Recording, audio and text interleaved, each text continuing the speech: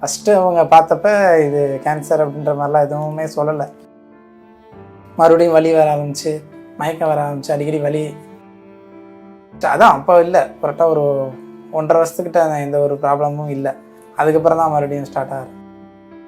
இந்த வயிற்று வலி, மயக்கம், தலை சுற்றுறது, இந்த மாதிரி ப்ராப்ளம்லாம் இருந்துச்சு அப்போ ஆஸ்பத்திரிக்கு முன்னாடி. இல்லை, அவங்கள்ட்ட எதுவும் சொல்லலை. இந்த மாதிரி வருவோம் அப்படின்னு மட்டும் சொல்லியிருந்தோம். ஆயுர்வேதா பார்த்துட்டு போகலாம் அப்படின்னு சொல்லி சொன்னோன்னே வந்து பார்த்தோம். பார்த்துட்டு ஒரு 3 மாதம் மாத்திரை போடுற வரைக்கும் கொஞ்சம் நல்லா சூப்பராகவே கரெக்டாக தான் இருந்தாங்க. பேர் ரஃபீக்கு, அம்மா பேர் பேபி சைக்கிளா. அவங்களுக்கு தான் ட்ரீட்மெண்ட் பார்க்க வந்திருக்கோம். இல்லை, ஃபஸ்ட்டு ஒரு 4 வருஷத்துக்கு முன்னாடி தான் ஸ்டார்ட் ஆச்சு.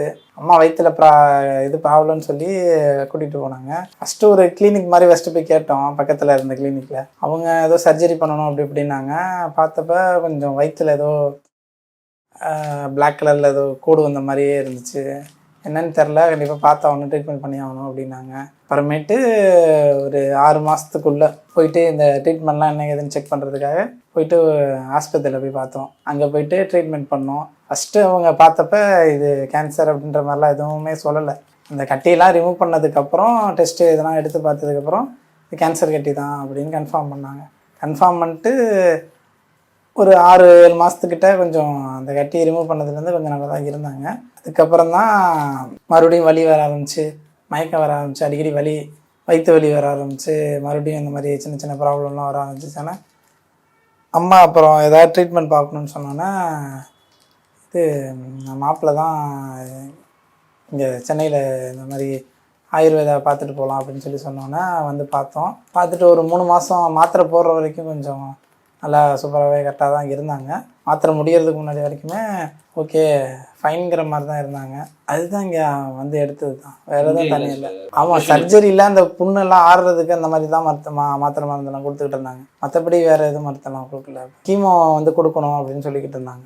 இல்லைனா ஏதாவது மெடிசன் எடுக்கணும் இந்த மாதிரி ஏதாவது சொல்லிக்கிட்டு இருந்தாங்க. அப்படி இல்லைனா ஒரு ஊசி போடணும், மாதம் ஒரு 20,000 கிட்ட ஆகும் செலவு அப்படின்ற மாதிரி சொல்லிக்கிட்டு இருந்தாங்க. அதெல்லாம் இது வேணான்னு சொல்லிட்டு தான் இங்கே வந்து பார்த்தோம் புனர்ராஜன். அதான் கரெக்டாக ஒரு 2 இயர்ஸ் முன்னாடி அவ்வளோவா எடுக்கலாம், மெடிசன்ஸ் மட்டும் போட்டுட்டு இருந்தாங்க நார்மலாக. அதான் அப்போ இல்லை, கரெக்டாக ஒரு 1.5 வருஷத்துக்கிட்ட எந்த ஒரு ப்ராப்ளமும் இல்லை. அதுக்கப்புறம் தான் மறுபடியும் ஸ்டார்ட் ஆகுது. நல்லாவே இம்ப்ரூவ்மெண்ட் இருந்துச்சு, பிரச்சனை கொஞ்சம் ஃபைனாகவே இருந்தாங்க, நல்லாவே இருந்தாங்க, நார்மலாக இருந்தாங்க. அம்மா எப்போதும் போல் இருந்தாங்க.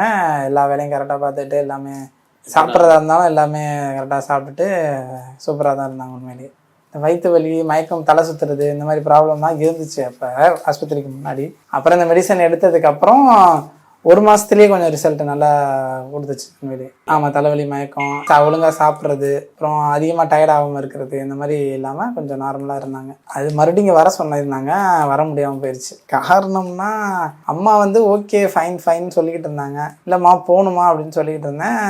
அப்புறம் கொஞ்சம் ஃபினான்ஷியல் ப்ராப்ளம்லாம் வந்துருச்சு. ஏன்னா தங்கச்சி கல்யாணம் முடிச்சு அதுக்கப்புறம் கொஞ்சம் ப்ராப்ளம் இருந்துச்சு. அது சரி கொஞ்சம் கிளியர் பண்ணிட்டு போகலாமா அப்படின்னு சொல்லி டைம் கொடுத்துருந்தேன். அதனால இவ்வளோ லேட் ஆயிடுச்சு. ஆமாம், கேட்டிருந்தாங்க. இப்போ தான் ஒரு மாதத்துக்கு முன்னாடியே, 1 மாதம் கூட இல்லை, ஒரு 15 டேஸ்க்குள்ளே தான் கேட்டிருந்தாங்க. எப்போ அப்பாயின்மெண்ட் போடுறீங்க, ரொம்ப நாள் ஆச்சு அப்படின்னு சொல்லி கேட்டுட்டு இருந்தாங்க. இல்லை, அவங்கள்ட்ட எதுவும் சொல்லலை. இந்த மாதிரி வருவோம் அப்படின்னு மட்டும் சொல்லியிருந்தோம். அதான் ரிட்டன் மறுபடியும் ஒரு 10 to 15 டேஸ் வந்து மருந்து எடுங்க, மருந்ததுக்கப்புறம் பெட் ஸ்கேன் எனக்கு எடுத்து வாட்ஸ்அப் பண்ணி விடுங்க, நான் அதுக்கப்புறம் ஃபர்தர் ட்ரீட்மெண்ட் வந்து பார்க்குறேன், வீடியோ கால் கூட பண்ணுங்கள், இவ்வளோ தூரம் வர வேணாம் அப்படிங்கிற மாதிரி சொல்லியிருந்தாங்க.